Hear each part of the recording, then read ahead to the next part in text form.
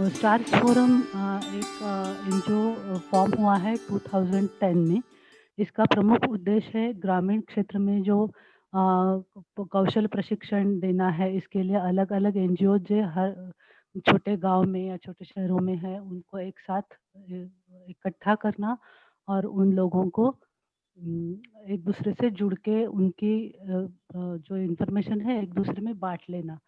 इसके लिए stars forum 2010 से काम कर रही है और हर साल हमारा एक ईयरली कॉन्फ्रेंस होता है। कभी सिद्धबाड़ी में हुआ है, कभी पुणे में हुआ है, कभी वर्धा में हुआ है। तो हर साल हम एक एक ईयरली कॉन्फ्रेंस करते हैं और इस कॉन्फ्रेंस में हमारे 100 से ज़्यादा संगठन हमारे साथ जुड़े हुए हैं। उसमें कॉर्ड एक बड़ा ही ऑर्गेनाइजेशन है जो हमारे साथ जुड़ चुका है और अभी इस साल से रंगसूत्रा भी हमारे साथ जुड़ चुका है। और हमारा प्रमुख कार्य यही है कि संगठनों के बीच हम एक दूसरे में सहयोग बढ़ाते हैं। शिक्षकों का प्रशिक्षण मतलब ट्रेन द ट्रेनर टाइप के प्रोग्राम्स हम बहुत चलाते हैं और प्रशिक्षण के लिए जो सामग्री रहती है वो प्रोवाइड करना है। वीडियो बना के लोगों में डिस्ट्रीब्यूट करने हैं। ये काम भी हम करते हैं। ये अभी शाका वाटिका मतलब किचन गार्डन का कोर्स जो हम आज से शुरू कर रहे हैं उसका उद्देश्य जो है वो यही है कि कोविड के बाद घर मतलब कोविड के दौरान लोगों को सब्जियां मिल नहीं रही थी या जो भी मिल रही है वो साफ है, स्वच्छ है, ये हमको पता नहीं था। तो घर में आपके छोटे सी जगह में हम अपना खुद का किचन गार्डन कैसे बना सकते हैं, उसमें क्या क्या दिक्कतें आ सकती है, उस पर कैसे हम उस पर खाद देना या कीड़ नियंत्रण करना ये कैसे हो सकता है, ये सब का हम इस प्रशिक्षण वर्ग में हम इसकी जानकारी लेंगे। और इसमें हम एक का है कि शाक वाटिका बनाना मतलब सिर्फ ये ट्रेनिंग लेना ही हमारा काम नहीं है। जो पार्टिसिपेंट्स है उनको आपके घर में या टेरेस में शाक वाटिका मतलब किचन गार्डन बनाना है खुद से। हम बीच बीच में आपको इससे फोटोज भी मांगेंगे और कुछ क्वेश्चंस भी पूछने वाले हैं।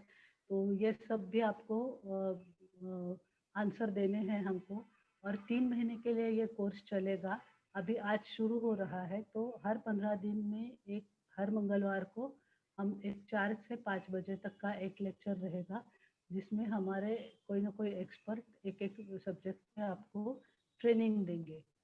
और उसके बाद 3 महीने हम आपको सपोर्ट करेंगे। जैसे 3 महीने का कोर्स होने के बाद 3 महीने आगे हमारा व्हाट्सएप का ग्रुप भी चालू रहेगा और किसी को कोई दिक्कत है या कुछ पेड़ पौधों में कुछ कीड़ाई है या कुछ पानी कैसे देना है, कुछ भी कठिनाई है तो हम इसका आंसर करेंगे। इसके लिए हम 6 महीने तक मतलब पूरे 6 महीने और कोर्स 3 महीने और उसके बाद 3 महीने का हम आपके साथ जुड़े रहेंगे। और ये सारा प्रशिक्षण पूरा होने के बाद हम हर पार्टिसिपेंट्स को एक सर्टिफिकेट प्रदान करेंगे। और कोर्स कंप्लीट होने के बाद हम इम्पैक्ट मेजरमेंट भी करने वाले हैं। इसके बारे में हम अभी नेक्स्ट जो अपना सेशन होगा उसके पहले आपको जानकारी जरूर देने वाले हैं। अभी ये हमारा शाकवाटिका प्रशिक्षण वर्ग का टाइम टेबल है। पहला सेशन है वो आज हो रहा है, दूसरा सेशन हर 15 दिन के अंतराल में हो रहा है।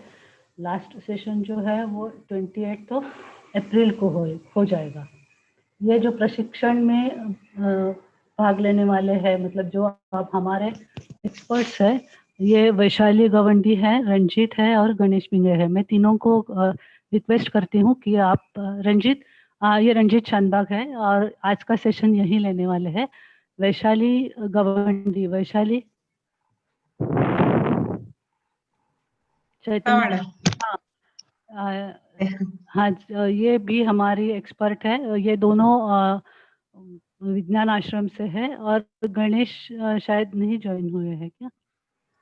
गणेश नहीं और हो पाया चैतन्य जी जो, हाँ हाँ, चैतन्य जी और मैं स्टार्स फोरम से हूँ।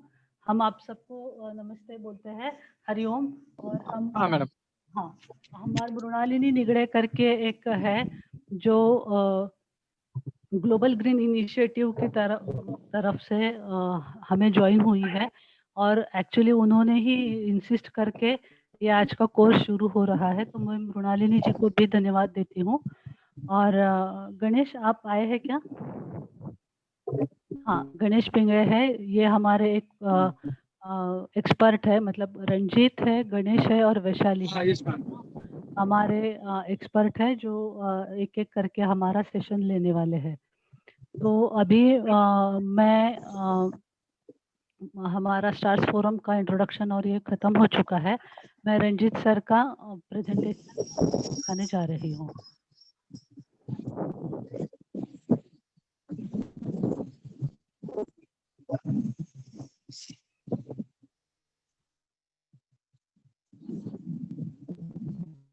गणेश सर आप माइक म्यूट कर दीजिए अभी।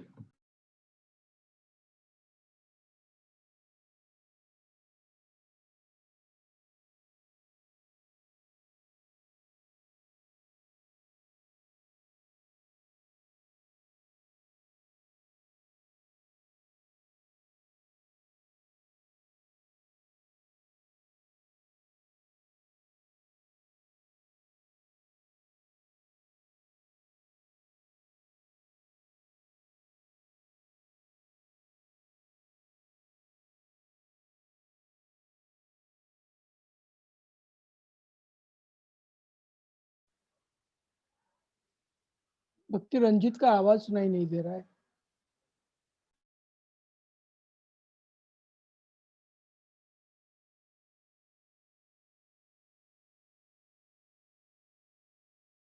आपको कंप्यूटर ऑडियो शेयर करना होगा शायद।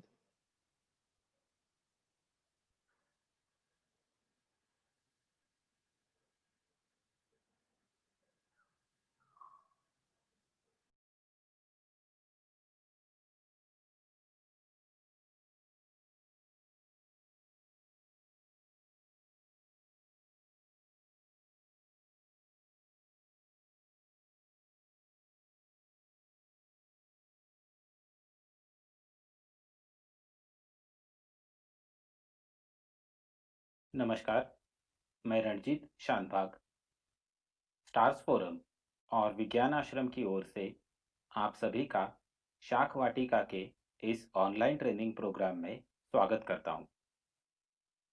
शाक वाटिका या फिर किचन गार्डन हम हमारे घर के बाजू में, टेरेस में, बालकनी में लगा के उससे हमारी रोज की ज़रूरत की सब्जियां कैसे उगा सकते हैं और इस माध्यम से क्या हम हमारे सब्जियों की ज़रूरत के लिए आत्मनिर्भर हो सकते हैं क्या? इस विषय के ऊपर आज हम चर्चा करेंगे। तो वैसे तो शाक वाटिका या फिर किचन गार्डन हमारे लिए शायद नई चीज़ नहीं है, क्योंकि हमने कभी ना कभी, चाहे वो हमारे घर के आजू-बाजू में हो या फिर बालकनी में हो, गमले में हो, कोई ना कोई पौधे उगाए होते हैं, जैसे कि कोई फल हो या फिर सब्जियाँ हो। लेकिन हमारे मन में ये सवाल तो ज़रूर आता होगा कि फिर हम शाक वाटिका के बारे में ऐसा नया अब क्या सीखेंगे, या फिर सच में हमें ऐसा कुछ नया सीखने की ज़रूरत है क्या? तो इन्हीं सारी विषयों के ऊपर आज हम इस वीडियो में चर्चा करने वाले हैं। चलो तो फिर सबसे पहले ये समझ ले कि शाक वाटिका का ये ऑनलाइन ट्रेनिंग प्रोग्राम करने का हमारा उद्देश्य क्या है। जैसे हमने कहा, शाक वाटिका बना के हम ये जानने की कोशिश करेंगे कि अपने परिवार को लगने वाली सब्जियां या फिर फल हम शास्त्रीय पद्धति का उपयोग करके शाक वाटिका में कैसे लगा सकते हैं। उसी तरह हमें ये भी अब समझना है कि हमारे परिवार की या फिर हमारी खुद की सब्जियों की या फिर स्वस्थ भोजन की आवश्यकता क्या है और इसे हम कैसे पूरा कर सकते हैं। हमें तो पता है कि कोरोना महामारी के इस संकट में हमें हमारी शरीर की प्रतिरक्षा प्रणाली बढ़ाना कितना महत्वपूर्ण हो गया है। तो हम ये भी जानने की कोशिश करेंगे कि शरीर की प्रतिरक्षा प्रणाली बढ़ाने में क्या शाक वाटिका हमारी मदद कर सकती है।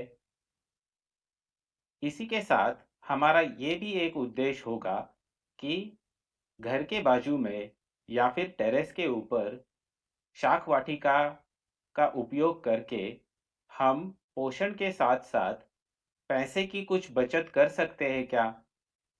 कम पैसे में हमारे परिवार के लिए कुछ अच्छा और स्वास्थ्य से भरपूर सब्जी, फल या फिर कोई और आहार खुद का खुद उगा सकते हैं क्या? ये भी एक उद्देश्य हम इस ट्रेनिंग प्रोग्राम में रखने वाले हैं। साथ ही साथ हम ये भी जानने की कोशिश करेंगे कि शाक वाटिका के माध्यम से हमारे घर का कूड़ा, कचरा या फिर खराब पानी हम शाक वाटिका के उपयोग में लाके उसका पुनर्उपयोग कर सकते हैं क्या?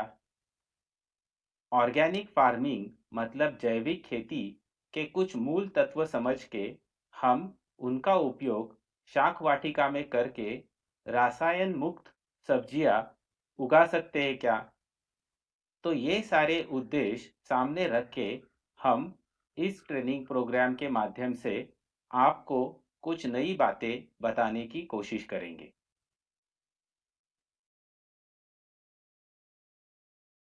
तो फिर अभी हम पहले ये समझ लेते हैं कि स्वस्थ और संतुलित आहार की हमें सच में आवश्यकता होती है क्या? हमने तो कई बार ये सुना है, चाहे वो नज़दीक की आंगनबाड़ी हो या फिर कोई स्वास्थ्य केंद्र हो, हमेशा हमें ये कहा जाता है कि शरीर के अच्छे विकास के लिए स्वस्थ और संतुलित आहार होना काफ़ी आवश्यक होता है। तो चाहे वो किसी भी आयु के लोग हो, जैसे कि ज्येष्ठ नागरिक, महिलाएं, किशोर अवस्था के बालक, स्वास्थ्य और संतुलित आहार का महत्व हमें सुन के या फिर पढ़ के या फिर किसी कोई लोगों से समझ के पता होता है।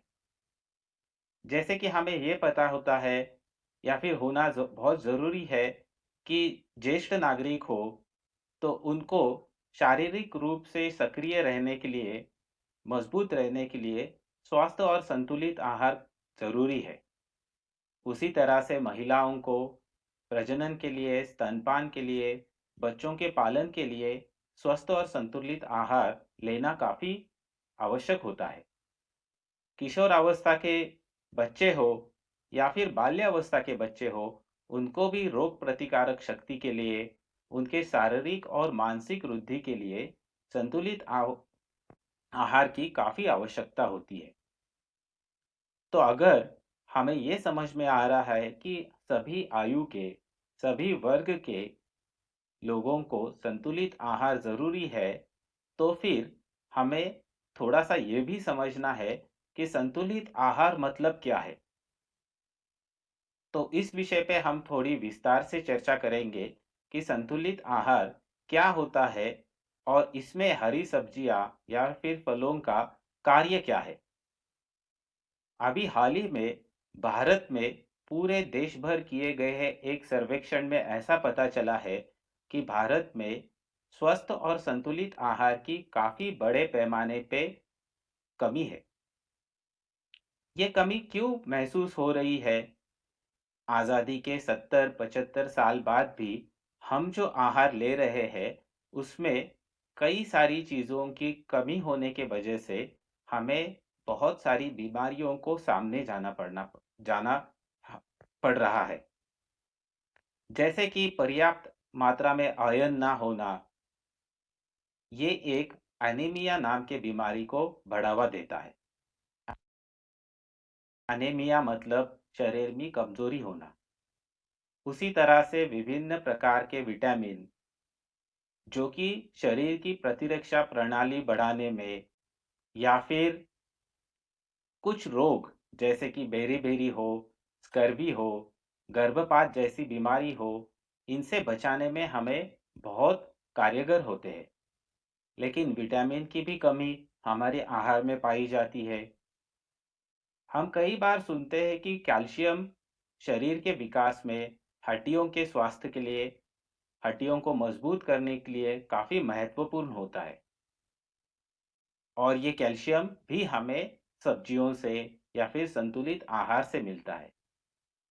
उसी तरह सर्वेक्षण में ये भी पाया गया कि भारत में 70% से भी ज़्यादा आबादी को प्रोटीन की कमतरता है। ये प्रोटीन शरीर के विकास में मदद करता है, रोग प्रतिकारक शक्ति बढ़ाता है और स्वस्थ शरीर रखने के लिए हमें मदद करता है। तो अगर प्रोटीन, आयरन, विटामिन, कैल्शियम इन सभी चीज़ों की अगर हमारे आहार में कमी होगी, तो फिर हमें स्वस्थ शरीर और स्वस्थ मन पाने में दिक्कतें आएगी। इसलिए हमें ये सारी चीज़ों के ऊपर ध्यान देना होगा। जैसे हमने शाक वाटिका के इस कोर्स का एक उद्देश्य रखा है कि हम इसमें से ये भी जानने की कोशिश करेंगे कि शाक वाटिका अच्छे से बनाने के बाद क्या हमारे पैसे की बचत हो सकती है? तो जैसे हमने देखा कि भारत में और खास करके ग्रामीण भारत में स्वास्थ्य और संतुलित आहार की कमी है, तो इसका अगर हम कारण ढूँढने की कोशिश करेंगे, तो हमें ये पता चलता है कि कम मात्रा में या फिर असंतुलित मात्रा में सब्जियों का इस्तेमाल करना, ये एक बहुत बड़ी समस्या है। और इसका सीधा-सीधा एक असर हमारे आय के ऊपर जाता है। क्योंकि अगर हम ऐसा मान के चलेंगे कि हमारे घर के 5 से 6 लोगों की सब्जियों की ज़रूरत पूरी करने के लिए हमें सप्ताह में 3 से 4 बार आवश्यक मात्रा में सब्जियाँ हमारे आहार में लानी है, तो ऐसा पाया जाता है, खास करके ग्रामीण इलाकों में, कि इस ज़रूरत से कम 50% प्रतिशत कम सब्जियाँ हम हमारे आहार में इस्तेमाल करते हैं। और इसका एक मुख्य कारण है इसमें आने वाली पैसे की ज़रूरत या फिर इसका खर्चा। तो सब्जियों को अगर हमें हफ्ते में 3 से 4 बार हमारे आहार में इस्तेमाल करना है, तो उसके लिए लगभग 300 से 500 रुपए तक का खर्चा आता है। मतलब महीने का लगभग 2000 रुपए का खर्चा।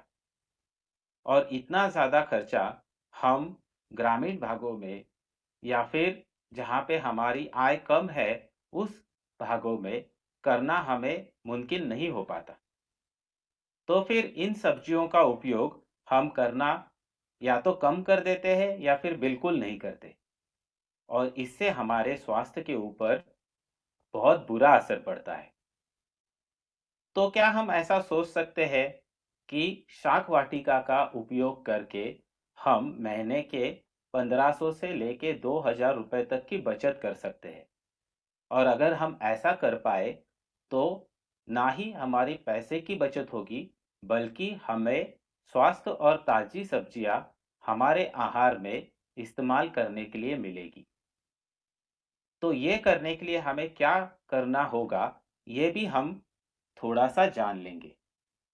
लेकिन उससे पहले थोड़ा और विस्तार से जानते हैं कि संतुलित आहार क्या है। तो संतुलित आहार में ये चित्र में दिखाए गए सारी चीज़ों का इस्तेमाल किया जाता है। और ये जो पिरामिड है, ये पिरामिड हमने कई बार आंगनबाड़ी में या फिर किसी अस्पताल में देखा हुआ होता है, लेकिन हम इसके तरफ कभी इतना ध्यान नहीं दे पाते। तो अगर हम ये स्वास्थ्य और संतुलित आहार का चित्र समझ के ले, तो हमें शाक वाटी का महत्व और अच्छी तरह समझ में आएगा। जैसे कि इसमें दिखाया गया है, बाजरा हो, गेहूं हो या फिर ज्वार हो, जिनको हम अनाज कहते हैं, ऐसे अनाज अलग-अलग प्रकार की दाल या फिर फलियाँ हो या फिर दूध हो, इन सभी का इस्तेमाल हमारे आहार में रोज होना चाहिए। अनाज या फिर दाल अगर हम अंकुरित करके ले पाए तो और भी अच्छा होगा। उसी तरह से विभिन्न प्रकार की और अलग-अलग मौसम में पाई जाने वाली सब्जियां, फल ये भी हमारे आहार में रोज इस्तेमाल में आने चाहिए। प्रोटीन या फिर प्रोटीन का इस्तेमाल बढ़ाने के लिए हमें मांस, मछली, अंडा इस तरह के आहार लेना ज़रूरी होता है। और उसी तरह ज़्यादा पका हुआ मीठा भोजन थोड़ी मात्रा में या फिर कम से कम मात्रा में बेकरी के अलग-अलग उत्पादन हम हमारे आहार में लेंगे तो भी हमें उसका फायदा होगा। लेकिन कई बार ये चित्र हम उल्टा समझ के लेते हैं। मतलब बेकरी, ज़्यादा मसाले वाले या फिर जिनको हम फास्ट फूड कहते हैं, उन चीज़ों का इस्तेमाल हम हमारे आहार में ज़्यादा करते हैं और अनाज, दाल, अंकुरित अलग-अलग प्रकार की सब्जियाँ, इनका इस्तेमाल हम कम करते जाते हैं। तो हमारा आहार असंतुलित बन के हमें कई बीमारियों का या फिर कम प्रतिरक्षा प्रणाली का हमें कई बार सामना करना पड़ता है। तो ये रोकने के लिए हम शाक वाटिका का बहुत अच्छी तरह इस्तेमाल कर सकते हैं।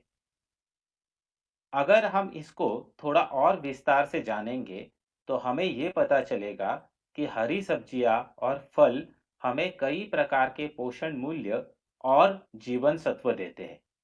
जैसे कि हरी पत्तियोंदार सब्जियाँ, गोभी, मटर, मिर्च, ये हमें जीवन सत्व अ देता है, जो कि हमारे आँखों के लिए या फिर हमारी प्रतिरक्षा प्रणाली बढ़ाने में काफ़ी महत्वपूर्ण होता है। उसी प्रकार से जीवन सत्व बी या फिर ब ये हमें हरी पत्तीदार सब्जियां, गोभी, मटर, प्याज इनसे मिलता है। जीवन सत्व क या फिर विटामिन के हमें वापस एक बार हरी सब्जियां जैसे कि पालक हो, मेथी हो, आलू हो, शकरकंद हो, इनसे मिलता है और ये भी हमारी प्रतिरक्षा प्रणाली में काफी महत्वपूर्ण होता है। जीवन सत्व ड हमें कच्ची धूप मतलब सुबह की धूप और कुछ हरी सब्जियों से प्राप्त होता है। लेकिन ज़्यादा करके हमें कच्ची धूप में रोज़ सुबह घूमना या फिर हमें उसके लिए एक्सरसाइज करना काफ़ी ज़रूरी होता है। अगर हम जीवन सत्व ई की बात करेंगे मतलब विटामिन ई, तो वो हमें हरी सब्जियाँ, गोभी, धनिया, वनस्पति तेल, अंकुरित अनाज इससे हमें प्राप्त होगा। और हमारे शरीर के लिए जो ऊर्जा चाहिए कोई भी काम करने के लिए या फिर जिस तरह से मैं अभी आपसे बात कर रहा हूँ वो बात करने के लिए हमें जो ऊर्जा की ज़रूरत होती है वो हमें कार्बोहाइड्रेट से मिलेगा। और कार्बोहाइड्रेट हमें शकरकंद से, आलू से, अनाज से, इनसे हमें बड़ी पैमाने पे प्राप्त होता है। जैसे हमने बात किया कि भारत में बड़े पैमाने पे प्रोटीन और कैल्शियम की कमतरता है और हमारे आहार में भी हो होने की काफ़ी संभावना है। तो उसको दूर करने के लिए हमें सब्जियाँ, अंकुरित अनाज, फल और दूध का इस्तेमाल हमारे आहार में करना होगा। लौह भी काफ़ी महत्वपूर्ण है क्योंकि हमने देखा कि लौह की कमी की वजह से हीमोग्लोबिन की कमी होना, अनीमिया होना, ये सारी बीमारियां हमें हो सकती है। तो लौह अगर हमें पर्याप्त मात्रा में, संतुलित मात्रा में हमारे शरीर को देना है, तो हमें पालक, ब्रोकोली जैसी सब्जी, पत्ता गोभी, शकरकंद, गाजर इन चीज़ों से मिलेगा। इनका इस्तेमाल हमें हमारे आहार में करना होगा। तो अभी तक हमने ये देखने की कोशिश की कि संतुलित आहार मतलब क्या है और उसका और शाक वाटिका का एक दूसरे का रिलेशन क्या है, एक दूसरे का जोड़ क्या है। लेकिन फिर भी ये सवाल तो मन में ज़रूर होगा कि सब्जियां तो हमें बाजार में मिलती है, तो वापस शाक वाटिका की इतनी सारी मगजमज करने की क्या ज़रूरत है? शाक वाटिका उगाने की क्या ज़रूरत है? तो जैसे हमने देखा कि खेती से सब्जियां तो मिलती है, लेकिन उसका बाजार मूल्य या फिर उसका खर्चा भी हमें सोचना पड़ता है और हम ये सोचते हैं और कम सब्जियां खरीदी करते हैं। शाक वाटिका से अगर हम ये सब्जियां उगा पाए, तो वो सुरक्षित भी होगी और कम खर्चे में बनेगी। हमें उसके लिए ज़्यादा खर्चा नहीं उठाना पड़ेगा। खेती से कई सारी सब्जियां हमें मिलती है, लेकिन कहीं ना कहीं मन में ये सवाल भी आता है कि क्या सच में ये सब्जियां सुरक्षित है? क्योंकि कई बार हम ये भी अखबारों में पढ़ते हैं या फिर कहीं सुनते हैं, कहीं देखते हैं कि कई सारी सब्जियों में हानिकारक रंग या फिर अलग-अलग प्रकार के रसायन मिलाए जाते हैं। जैसे कि मटार के बारे में हमने कई बार देखा हुआ होता है कि उसमें हरा रंग मिलाते हैं। हमने ये भी कई बार देखा हुआ होता है कि जो अलग-अलग फल है, उसमें किसी ना किसी प्रकार से रंग मिलाया जाता है, जो कि हमारे स्वास्थ्य के लिए काफ़ी हानिकारक है। जैसे तस्वीर में कोई एक व्यापारी तरबूज में रंग मिलाते हुए दिख रहा है, तो ये भी काफ़ी हानिकारक है। तो हमें अगर जैविक खाद से मिली हुई सब्जियां मिल जाए शाक वाटिका से, तो इसमें कोई मिलावट होने की या फिर इससे हमें हमारे स्वास्थ्य में कुछ हानिकारक परिणाम होने की हमें जो शंका है वो नहीं रहेगी। मतलब हमें स्वस्थ और ताज़ी सब्जियां शाक वाटिका से प्राप्त करना काफ़ी आसान होगा। कई बार हम ये भी देखते हैं कि कई सारी ऐसी सब्जियां होती है जो कि बाजार में पैसे देके भी नहीं खरीदी जा सकती। जैसे कि हमें पता है कि कई सारी सब्जियां हमारे प्रदेश में, हमारे भाग में ऐसी होती है जो कि बाजार में नहीं मिलती। जैसे कि मोरिंगा हो या फिर जिसको हम कहते हैं कि अरबी के पत्ते हो, जिनकी हम बड़ी बनाते हैं या फिर सब्जी भी बनाते हैं। इसमें कई ज़्यादा अच्छी तरह पोषण मूल्य मौजूद है। जैसे कि हम अगर अरबी की बात करें, अरबी की पत्तियों की, तो उसमें प्रोटीन काफ़ी अच्छा है, उसमें मैग्नीशियम है, उसमें पोटेशियम है और ये सब्ज़ी तो बाज़ार में नहीं मिलती। उसी तरह ये चिवई की सब्ज़ी है, जिसमें फाइबर अच्छा है, उसमें विटामिन है और मोरिंगा तो हमें पता है कि इसमें विटामिन होता है, कैल्शियम होता है, इसमें प्रोटीन काफ़ी अच्छा होता है। तो अगर ये भी सब्जियां हम हमारे शाक वाटिका में उत्पादित कर पाए, तो हमें क्या फायदा होगा? एक तो इन सब्जियों का पोषण मूल्य हमें मिलेगा और दूसरा ये दुर्लभ सब्जियां वैसे भी बाजार में नहीं मिलती है, तो पैसे दे के भी इनको हम खरीदी नहीं कर सकते। वो हमें कम से कम पैसे में हमारे शाक वाटिका से ही हमें मिल जाएगी। तो अगर अभी हमें ये पता चल चुका है कि अच्छा और संतुलित आहार आवश्यक है, उसका और शाक वाटिका का दोनों का एक साथ मिलना या फिर होना ये भी मुमकिन है और शाक वाटिका के इतने सारे फायदे हैं, तो अच्छी शाक वाटिका करने के लिए हमें क्या करना होगा ये भी थोड़ा समझ लेते हैं। जैसे हमने कहा था कि शास्त्रीय पद्धति जान के शाक वाटिका करेंगे तो उसका फायदा होगा। तो कौन सी ऐसी शास्त्रीय पद्धति है जिसका हमें जिसके बारे में हमें जानकारी लेनी है, जिसके बारे में हमें सीखना है? तो एक तो हमें सीखना पड़ेगा कि मिट्टी क्या होती है। वापस एक बार हम सब किसान हैं, हमें पता है कि मिट्टी क्या होती है। हमने मिट्टी को छुआ है, मिट्टी के गमले भरे हुए हैं, मिट्टी का काम किया हुआ है।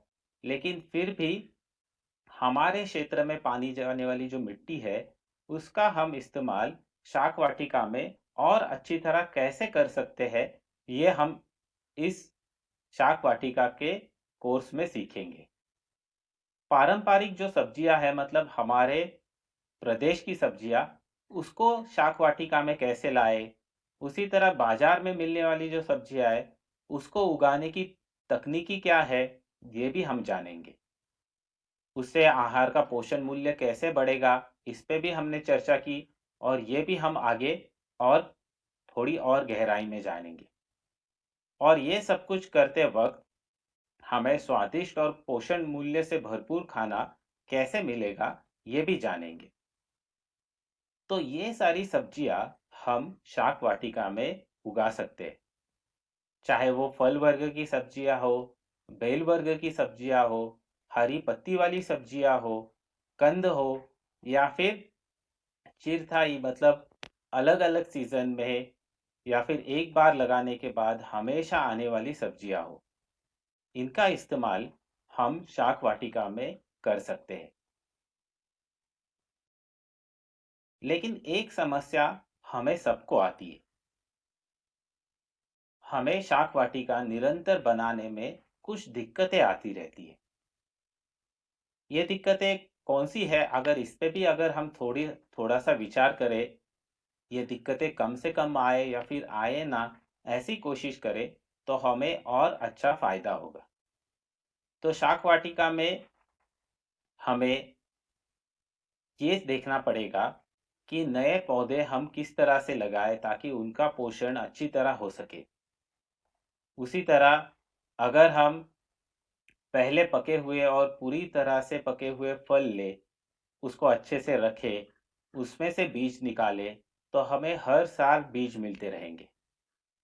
ये बीज हम किस तरह से रखें कि उसको कीड़ा ना लगे, वो खराब ना हो जाए, ये भी हमें देखना होगा। तभी हमारी शाक वाटिका हमें वापस नए सीजन में, नए मौसम में करने में आसानी रहेगी।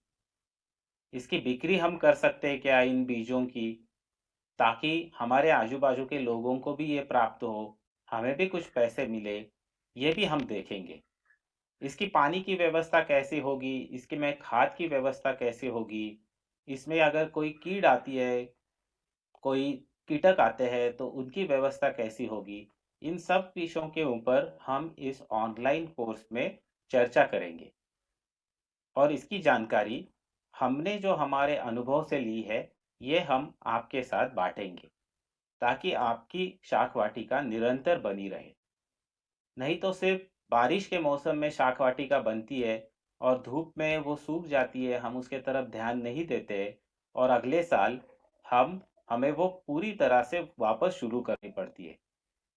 और इसमें जो सारा खर्चा आता है, इसमें जो सारा कष्ट पड़ता है, ये वापस दोबारा करने की हमारी तैयारी नहीं होती है या फिर हमें वो साधन, वो सारी चीज़ें नहीं मिल पाती, तो हम उसको छोड़ देते हैं। तो ऐसा ना करना पड़े, ऐसे भी हम कोशिश करेंगे। और जैसे हमने शुरू में कहा, हम इस शाक वाटिका से अच्छा पोषण कैसे मिले, ये देखेंगे। रोग प्रतिकारक शक्ति बढ़ाने की कोशिश करेंगे। नियमित रूप से पौष्टिक और संतुलित सब्जियां हमारे आहार में इस्तेमाल करेंगे। सब्जियों के ऊपर हमारा जो कैस खर्च हो रहा है, उसको कम करेंगे। इसमें हम आत्मनिर्भर होने की कोशिश करेंगे और अगर हो सके तो स्वयं सहायता गट हो या फिर हमारा कोई समूह हो, उसके माध्यम से बीज जमा करके उसका व्यवसाय करना, सब्जियों को बेचना, उससे कोई आर्थिक आय मिले, ऐसी भी कोशिश हम कर सकते हैं। तो इस तरह से शाक वाटिका बना के अगर हम पौष्टिक संतुलित आहार ले सके, हमारे कुछ पैसे बचा सके, कुछ उससे हमें आर्थिक लाभ हो, ऐसी कोशिश कर सके, तो हमें कई सारे फायदे हो सकते हैं। और यही सारे फायदे आप सभी को हो, ऐसी हम आशा करते हैं। और वापस एक बार आप सभी लोग ये शाक वाटिका के ट्रेनिंग प्रोग्राम में जॉइन हो गए, सहभागी हो गए। इसके लिए स्टार फोरम और विज्ञान आश्रम की ओर से मैं आप सबका धन्यवाद करता हूँ और आप सभी सेशन अच्छे से अटेंड करें। अगर आपको कोई सवाल है, कोई दिक्कत है, तो वो हम तक पहुँचाएँ और ज़्यादा से ज़्यादा इस कोर्स का उपयोग करके शाक वाटिका का उत्पादन करें, ऐसी आशा करता हूँ और यहाँ पे रुकता हूँ। धन्यवाद। धन्यवाद रंजित। आपने जो अच्छे से सेशन दिया उसके लिए मैं आपकी बहुत आभारी हूँ। अभी हम ये देखते हैं कि रंजीत सर का अभी जो सेशन हो गया उसके लिए जिन लोगों को कुछ प्रश्न पूछना है तो पूछ सकते हैं। कोई लोगों ने हैंड रेज किया है तो हम देखते हैं कि वो क्या कहना चाहते हैं। दीप्ति यादव जी, मैंने आपका फोन अनम्यूट किया है। अगर आपको कोई प्रश्न पूछना है तो आप पूछ सकते हैं। अभी तो कोई ऐसा प्रश्न नहीं है। हाँ। लेकिन क्या होता है, हमारे मुंबई जैसे शहर में जगह की बहुत प्रॉब्लम होती है। करना तो हम चाहते हैं पर कर नहीं पाते, तो कम जगह में हम कैसे करें, ये मतलब सबसे बड़ी समस्या है। रंजीत, ये अच्छा सवाल है या फिर सच में ये दिक्कत है ऐसा करना, तो इसके ऊपर भी हम सविस्तर से चर्चा करेंगे हमारे कोर्स में। क्योंकि ये दिक्कत जान के हमने क्या किया है, हमने पूना में मतलब जहाँ पे हमारा ऑफिस है वहाँ पे, और पाबल में जहाँ पे हमारा फील्ड रिसर्च स्टेशन है वहाँ पे, दोनों जगह में कम से कम जगह में शाक वाटिका कैसे हो सकती है इसका एक मॉडल तैयार किया है। तो ये मॉडल हमने टेरेस के ऊपर ही बनाया है। तो कम से कम जगह में हम इसको कैसे कर सकते हैं, इसके ऊपर हम उस सेशन में बात करेंगे और वो सारा मॉडल आपको दिखाएंगे, लाइव दिखाएंगे। दूसरा, हमारी जो एक साथी है वैशाली, उन्होंने भी इसके ऊपर काफी काम किया है। तो इसके लिए एक खास सेशन होगा जिसको हम कहते हैं वर्टिकल बैग मेथड। तो वर्टिकल बैग मेथड क्या है, वो कैसे इस्तेमाल में लाई जाती है, और लगभग 8 से 10 स्क्वायर फुट जगह लगने वाली जो हमें थी, वो हम 2 स्क्वायर फुट में कैसे उतनी ही सब्जियां उगा सकते हैं, इसके ऊपर भी सविस्तर से हम चर्चा करेंगे।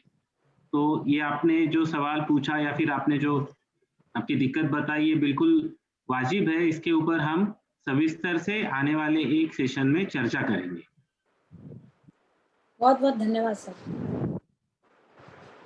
नंदी देवी, आपने हैंड रेज किया है, आप प्रश्न पूछ सकती है आपका। आप खुद को अनम्यूट कीजिए और फिर प्रश्न पूछिए।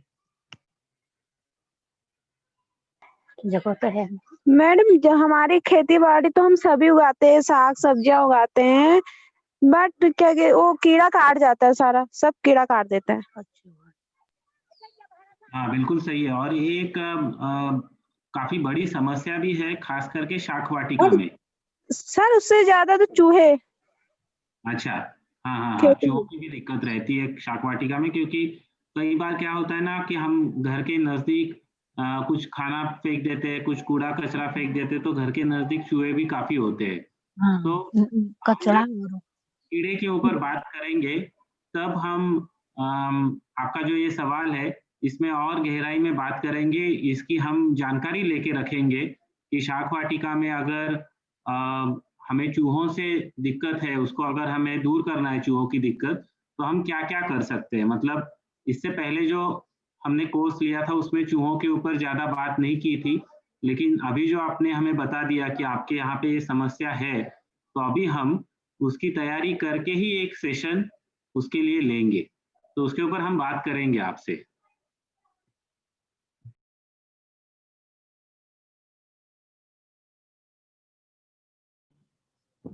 नंदी देवी, आपका प्रश्न हो गया है ना? हाँ जी। हाँ जी। और किसी को कुछ प्रश्न पूछना है तो पूछ सकते हैं। और क्या पूछना चाहिए? पूछ पर किसी चलो काट दियो और भूख लगा का है। बहुत सारा फूल लगा है। और किसी को कुछ प्रश्न है तो आप जरूर पूछ लीजिए। हम 5 मिनट के लिए रुकते हैं। अगर किसी को कुछ सवाल पूछना है, हमारे एक्सपर्ट कुशाल बाला, हाँ मैंने आपको अनम्यूट किया है, आप पूछ सकते हैं आपका प्रश्न। ये कुशल बाला। हाँ जी, ये मैं जब मैं इसमें ना मैंने ज्वाइन नहीं हो पा रही थी तो ज्वाइन हुई हूँ मैं। तो फिर मेरे को जब सेशन हो गया तो इससे पहले जो बताया गया था कि कितने महीने का कोर्स है और कब कब होगा ये, और हाँ, हाँ आज शुरू हुआ है हमारा ये कोर्स। तो हर 15 दिन के बाद जो मंगलवार आता है, मतलब आज के नेक्स्ट वाला मंगलवार है, उसके बाद वाला जो आएगा, जैसे कि अभी आज 19 जनवरी है, तो नेक्स्ट 2 फरवरी को हमारा दूसरा सेशन रहेगा। हर 15 दिन में जो आने वाला मंगलवार है, उसके दोपहर के 4 बजे, 4 से 5 बजे तक हमारा सेशन रहेगा। और हमारे 8 सेशन रहेंगे। तो 28 अप्रैल तक हमारा 3 महीने तक ये पूरा सेशन चलते रहेंगे। 3 महीने के लिए पूरे 8 सेशन होंगे। उसके बाद हम 3 महीने व्हाट्सएप पे या ईमेल पे आपसे जुड़े रहेंगे, जिससे आप अपने कोई भी प्रश्न है, शाक वाटिका के बारे में जितने भी प्रश्न है, जैसे कि अभी नंदी जी ने पूछा है कि चूहों का क्या करना है, ये ऐसे जो भी प्रश्न है आप पूछ सकते हैं। हम उसका उत्तर ढूंढने की कोशिश करेंगे। Thank you ma'am, thank you. Alka More, मैंने आपको अनम्यूट किया है। अलका मोरे, हेलो अलका जी। राशिश जी, मैंने आपको अनम्यूट किया है, आप प्रश्न पूछ सकते हैं। आप अपना खुद का फोन अनम्यूट कीजिए, आपके यहाँ से अनम्यूट है। हरिओम हाँ, मैम। हरिओम, नमस्ते।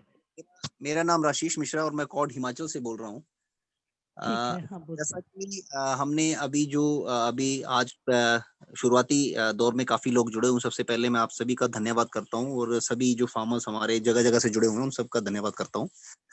इसमें मेरा मतलब प्रश्न ये है कि जो भी जैसे आज का एक, जैसे आज जो सेशंस होगा, जो अगर आप स्लाइड में जो भी दिखा रहे हैं, तो एक मतलब उसके जो फोटोग्राफ्स हैं कृपया वो व्हाट्सएप पे डाल दें पेपर मटेरियल्स के तौर पे।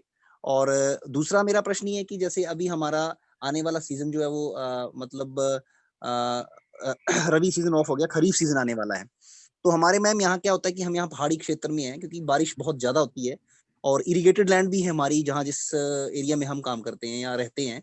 तो क्या होता है कि जर्मिनेशंस की बहुत सारी जो हमारा कोई भी अगर प्लांट्स, तो जर्मिनेशन के लिए बहुत टाइम लगाता है। जैसे फॉर एग्जांपल अगर हम बात करें धनिया की, तो धनिया भी एक बार भी जर्मिनेट करने के बाद उसको दोबारा से मतलब उसका सीडलिंग करनी पड़ती है दोबारा से।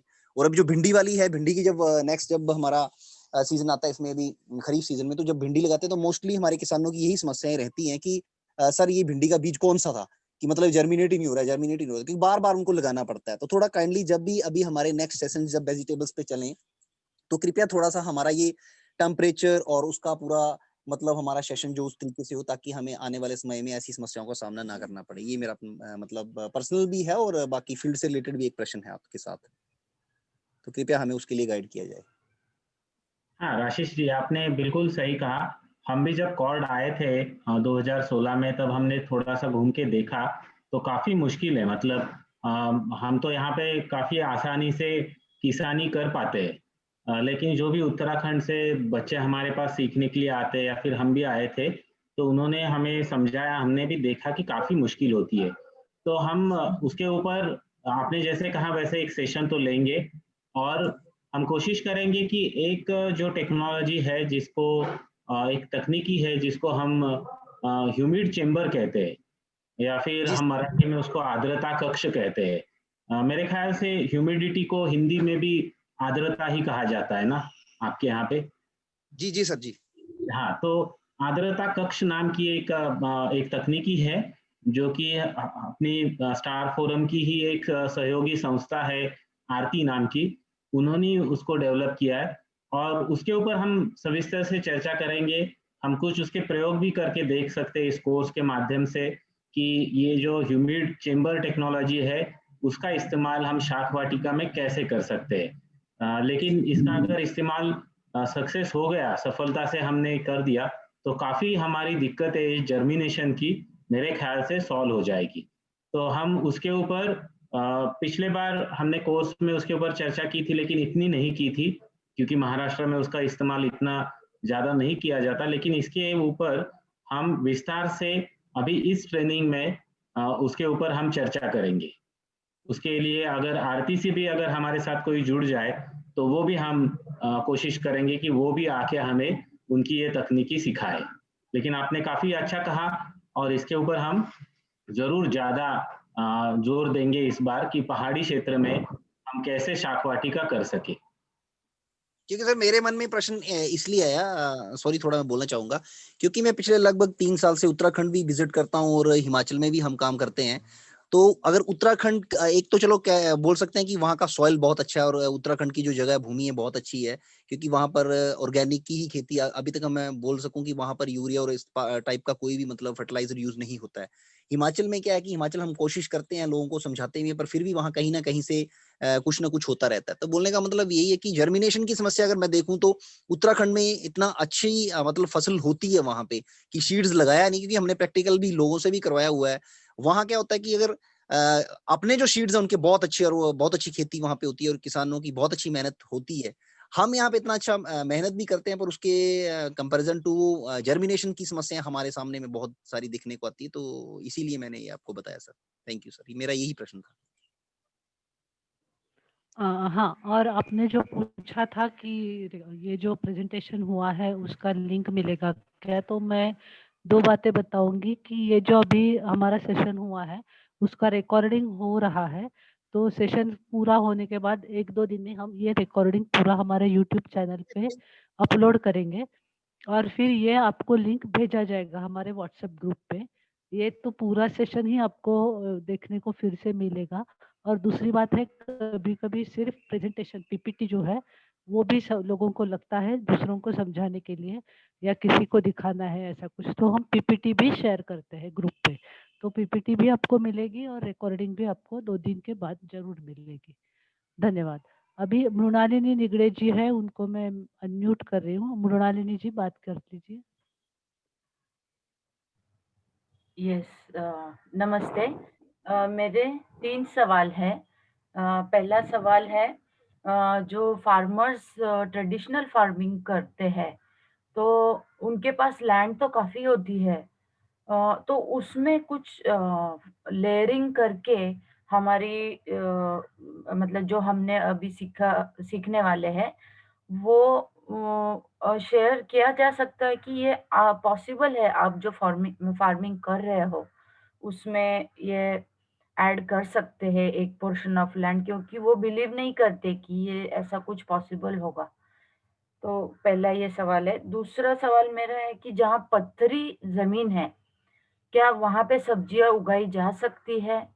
ये दूसरा सवाल। और तीसरा है सीड्स के बारे में कि जो घर में जो सीड्स निकलते हैं मेरे, क्या वो भी मैं यूज़ कर सकती हूँ शाक वाटिका के लिए? धन्यवाद। हाँ, तीनों भी सवाल काफ़ी महत्वपूर्ण है। तो जैसे आपने कहा कि कुछ चीज़ें शाक वाटिका से हम खेती में लेके जा सकते हैं क्या? तो ये तो हमारा एक उद्देश्य है ही कि हम अगर शाक वाटिका में कुछ सीखे, कुछ तरीके सीखे, कुछ तकनीकी सीखे, तो हम उसको खेती तक लेके जाए। क्योंकि खेती ही हमारी मुख्य आय की सारी साधन संपत्ति है। तो अगर हम खेती इसके माध्यम से सुधार सके तो वो तो हमारे लिए, स्टार्स फोरम के लिए, कॉर्ड के लिए, विज्ञान आश्रम के लिए काफ़ी बड़ी चीज़ हो जाएगी, क्योंकि हम उनको ये सिखा सकेंगे कि इसी तरह से और अच्छा खेती हम कर सकते हैं। तो इसके लिए हम, आपने जैसे कहा कि लेयरिंग कर सकते हैं क्या, तो ज़रूर वो कर सकते हैं। हम उसको मल्चिंग कहते हैं। तो मल्चिंग करना, हमारा जो कूड़ा कचरा है खेती का, उसका कंपोस्ट अच्छे से करना, ये सारी तकनीकी के ऊपर विज्ञान आश्रम में हम पिछले 4-5 साल से काम कर रहे हैं और उसके कुछ बहुत अच्छे रिजल्ट हमें अभी मिल रहे हैं। तो वो भी हम आपके साथ पूरा शेयर करेंगे और कोशिश करेंगे कि शाक वाटिका की सारी तकनीकी हम खेती में भी इस्तेमाल कर पाए। और दूसरा आपने जो कहा कि बहुत पथरीली ज़मीन है, वहाँ पे कैसे कर सकते हैं? तो जैसे मैंने कहा कि वैशाली जो हमारी साथी है वो एक उसका सेशन लेगी कि अगर हमारे पास जगह कम है, मिट्टी अच्छी नहीं है, काफ़ी पथरीली ज़मीन है, तो हम जो खराब बैग होती है, सीमेंट की गोनी हो बैग हो या फिर कोई और बैग हो, उसका इस्तेमाल करके वर्टिकल फार्मिंग कैसे कर सकते हैं। तो ये भी वैशाली जी हमें बताएंगी। उनकी जो संस्था है मेडिसिनल प्लांट कंजर्वेशन ट्रस्ट, उनके माध्यम से उन्होंने कुछ काम किया है, वो भी हम जानेंगे। और तीसरा आपने कहा कि हमारे जो घर के बीज है वो इस्तेमाल कर सकते हैं क्या, तो वो ज़रूर कर सकते हैं शाक वाटिका में। तो उस बीजों को संरक्षित कैसे करना है, अच्छे से कैसे रखना है, वो सारे बीज जो हमारे प्राकृतिक उस भाग की पहचान होती है, उस बीजों को संरक्षित करना, उनका बढ़ावा देना, उसमें से हमें ज़्यादा पोषण कैसे मिले ये समझ के लेना, ये सारी चीज़ों के ऊपर भी हम एक पूरा सेशन लेंगे। और वापस एक बार हमारी एक सहयोगी संस्था है बायफ नाम की, उनसे हमने ये जान के लिया है। तो उनसे हमने जो जाना है वो आपके साथ पूरा शेयर करेंगे, कोशिश करेंगे कि वो लोग भी आपसे बात करने के लिए आ जाए। तो ये तीनों के ऊपर हम सविस्तर से एक सेशन में बात करने वाले हैं। धन्यवाद रंजीत जी। मैं कुछ पूछूंगी, दो चीजें, और आई होप हमारे पास टाइम है। हाँ, आप पूछ सकते हो। हाँ, पहला तो आपने अभी तक 2 संस्थाओं का जिक्र किया, उसके बारे में थोड़ा सा आप व्हाट्सएप ग्रुप में बताएं, जैसे बायस के बारे में बताया और I think power research centre के बारे में बताया, तो हम अपने फ्री टाइम में थोड़ा सा देखना चाहेंगे उसके लिए। और मृणालिनी जी, हमारा जो वेबसाइट है स्टार्स फोरम जी, का, उस पे ये सारे एफिलिएट्स है, ज्ञान आश्रम है वंडरफुल, और ये है। तो वंडरफुल। हाँ, आप हमारे वेबसाइट पे अगर जाते हैं तो हमारे सारे जो एसोसिएट मेंबर है, मतलब जो हमारे एफिलिएट्स है, उन सभी का नाम पता तो है ही, और उनके वेबसाइट के एड्रेसेस भी है। तो आप डायरेक्टली वहाँ पे जाके सारे हमारे एफिलिएट्स जरूर देख सकते हैं। थैंक यू सो मच भक्ति जी। रंजीत जी, आपके लिए एक मेरा आखिरी सवाल। हमने जो रॉक लैंड की बात की, तो कुछ हमारे पास ऐसा फार्म लैंड है जहाँ पूरा रॉकी एरिया है। तो मैंने कहीं से सुना था कि जो टायर्स होते हैं वो भी लोगों ने इस्तेमाल किए हैं, बट उसके कुछ लोगों ने साइड इफेक्ट भी बताए हैं कि ये ठीक नहीं है। क्या ये सच है?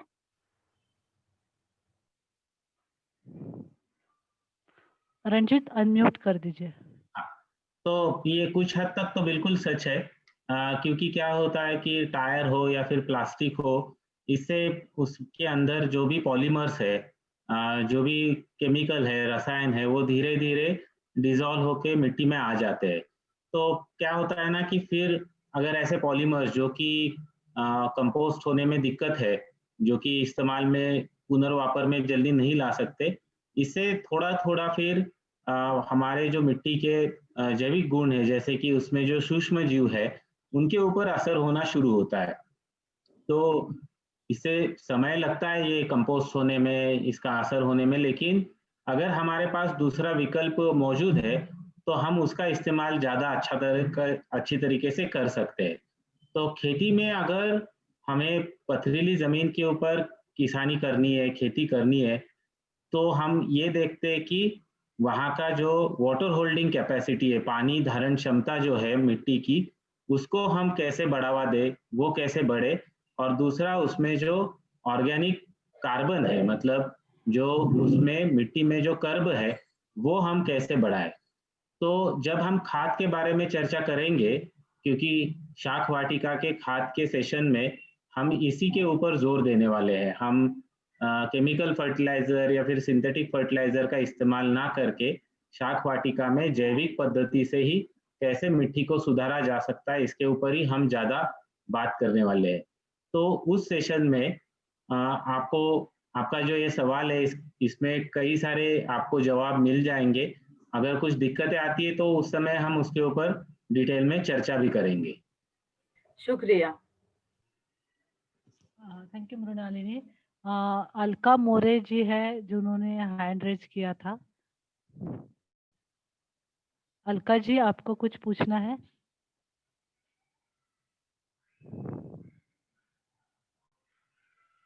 मुझे लगता है सबके प्रश्न हो गए हैं पूछ के। आज का सेशन हम बंद कर सकते हैं। 1 या 2 मिनट हम रुकते हैं, नहीं तो हम सेशन आज का कंप्लीट कर देंगे।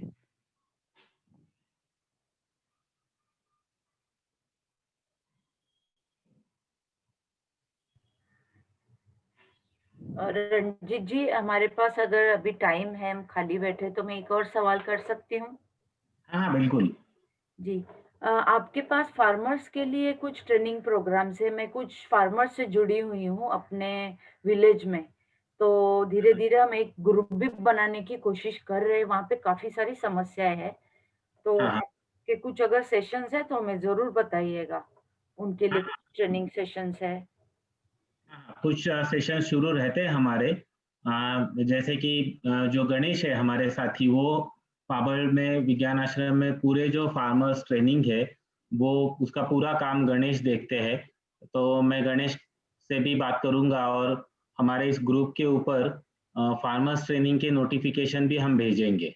बहुत दिक्कत सिर्फ एक ही आ सकती है कि ज़्यादा करके ट्रेनिंग मराठी में होती है, लेकिन फिर भी जो ऑडियो विजुअल होता है वो कई बार हिंदी होता है, या फिर सवाल जवाब तो हिंदी में हो सकते हैं, तो इतनी दिक्कत नहीं आएगी। और अगर आप स्पेसिफिक अगर कुछ बताएंगे कि सिर्फ जैविक खाद के बारे में कुछ जानकारी चाहिए, तो हम खास उसका सेशन भी अरेंज कर सकते हैं स्टार फोरम के माध्यम से।